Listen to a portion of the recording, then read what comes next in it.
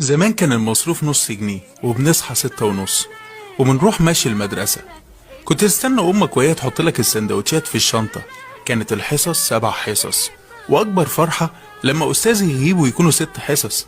كانت الحيطان مكتوب عليها أسامينا ورسمين عليها قلوب وأسامي أصحابنا. كان الخوف من حل الواجب ده أكبر خوف، وكانت رهبة الأساتذة كبيرة. كان جرس المروح أكبر فرحة، كنا نجري عشان نطلع من الباب زي اللي طالع إفراج من السجن. كنت أحط إيدي على كتف صاحبي ونروح مع بعض، وكانت ضحكتنا راس مالنا. ما كانش للهم مكان جوانا. كان الواحد يروح تعبان ويرمي الشنطة على الباب وينادي يا أمي عاملة أكل إيه. لما تكون زهقان تنزل تلعب في الشارع مع أصحابك. بس بتفضل أيام زمان دي ذكرى عمرها ما تتنسي. كنت بتستنى سنة رابعة ابتدائي عشان تكتب بالجاف. تسألك أمك الساعة كام، تقول لها الكبير على 4 والصغير على 6. كنت تستنى الامتحانات عشان ما تاخدش الشنطة وتلبس لبس جديد وتستنى الشهادة، وأول ما تبان تكون أول واحد رايح تجيبها.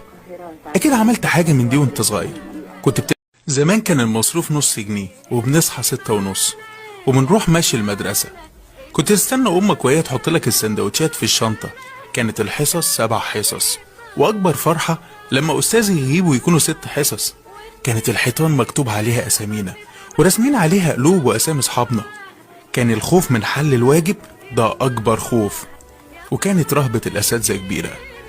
كان جرس المروح أكبر فرحة، كنا نجري عشان نطلع من الباب زي اللي طالع إفراج من السجن. كنت أحط إيدي على كتف صاحبي ونروح مع بعض، وكانت ضحكتنا راس مالنا. ما كانش للهم مكان جوانا. كان الواحد يروح تعبان ويرمي الشنطة على الباب وينادي يا أمي عاملة أكل إيه. لما تكون زهقان تنزل تلعب في الشارع مع أصحابك.